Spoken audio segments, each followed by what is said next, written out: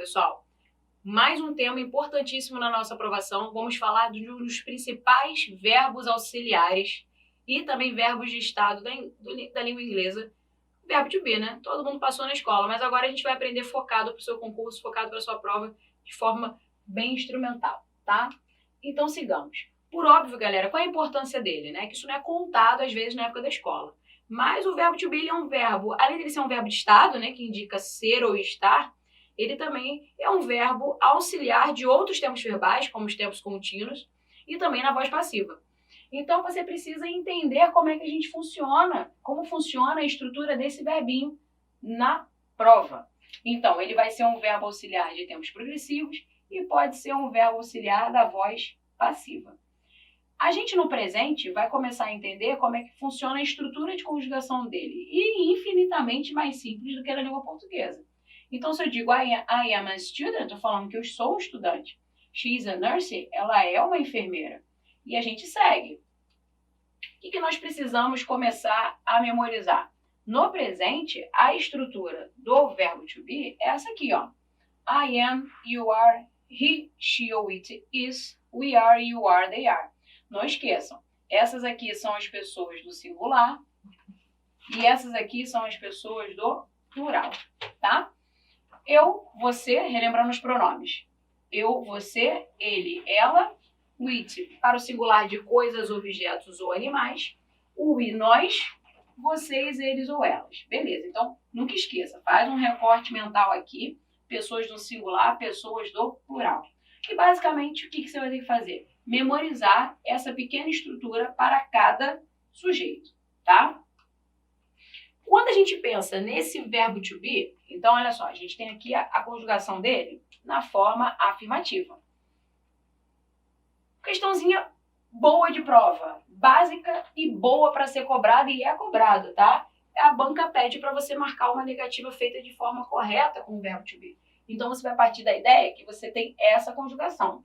Se eu tenho essa conjugação, eu estou dizendo aqui, ó, na negativa, não sou, não sou.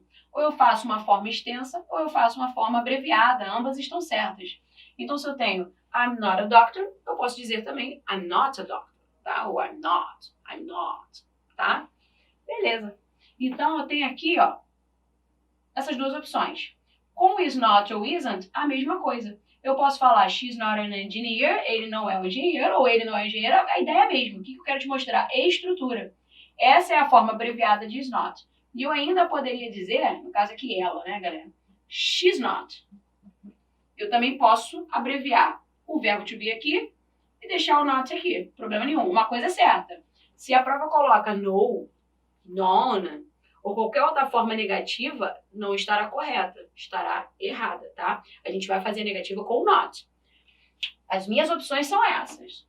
E outra, sempre depois do verbo. Não vou colocar antes. Sempre após o verbo. Não vou colocar antes do verbo. Então, se ele coloca she no is an engineer. Ela não é uma engenheira. Não, tá errado. Gramaticalmente correto ou incorreto. Aqui o que vocês precisam entender, meus amores, é que eu tenho o que é gramaticalmente correto e o que é gramaticalmente incorreto, tá? Ou a prova vai numa questão mais simples. Ele te dá um espaço, te dá uma lacuna e você vai precisar completar com o verbo apropriado, tá ok? Então, vamos lá. Se eu digo aqui, ó, passei o slide. Vambora. We are not in a hurry. Nós não estamos com pressa. In a hurry. Hurry é pressa. Eu posso dizer we are not. Eu posso dizer we aren't, que é a abreviação de are not. E eu ainda acrescentaria mais uma. Eu posso dizer we are not. Tranquilo. Mesma coisa. Problema nenhum. Então, são 3 possíveis formas em que eu tenho de usar a negativa com o verbo to be. Um grande detalhe, galera. Eu não possuo contração entre o verbo am e o not, tá? Então, ou eu vou falar I am not, ou eu vou falar I'm not. Não há contração. Isso aqui, ó.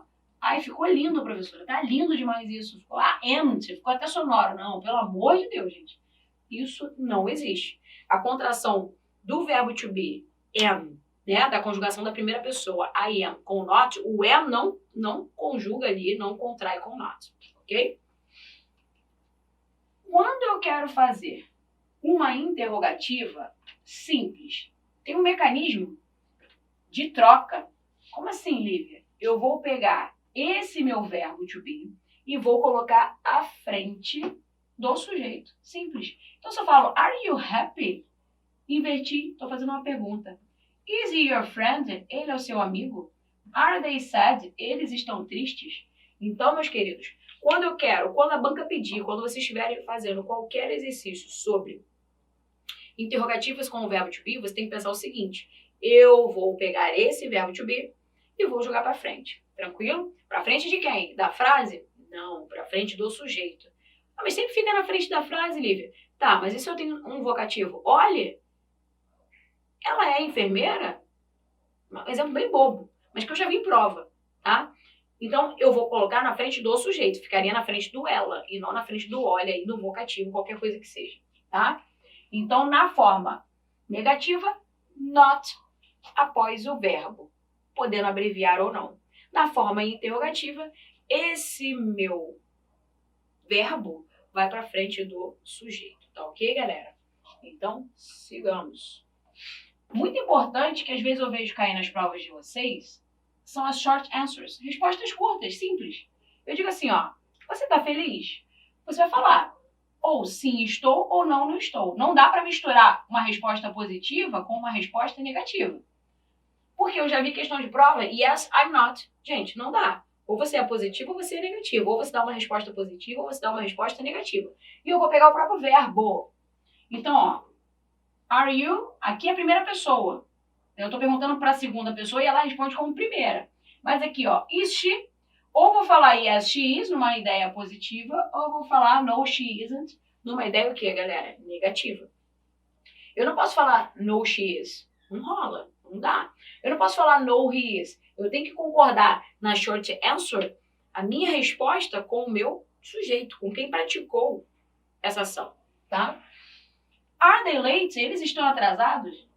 Ó, yes, they are, or no, they aren't. Ou a minha resposta é positiva, ou a minha resposta é negativa. E sempre focando no meu sujeito.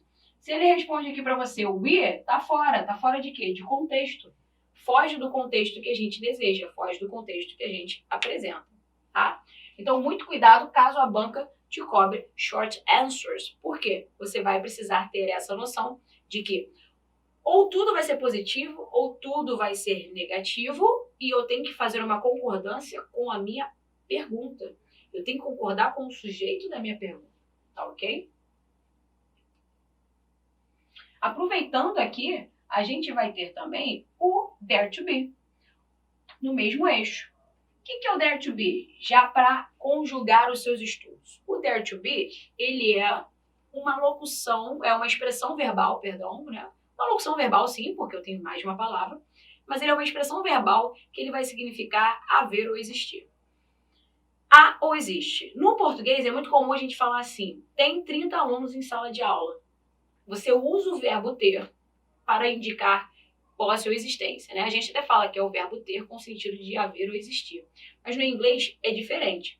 A gente vai ter uma locução verbal, uma expressão verbal, utilizada somente para indicar existência, ou que há algo, tá?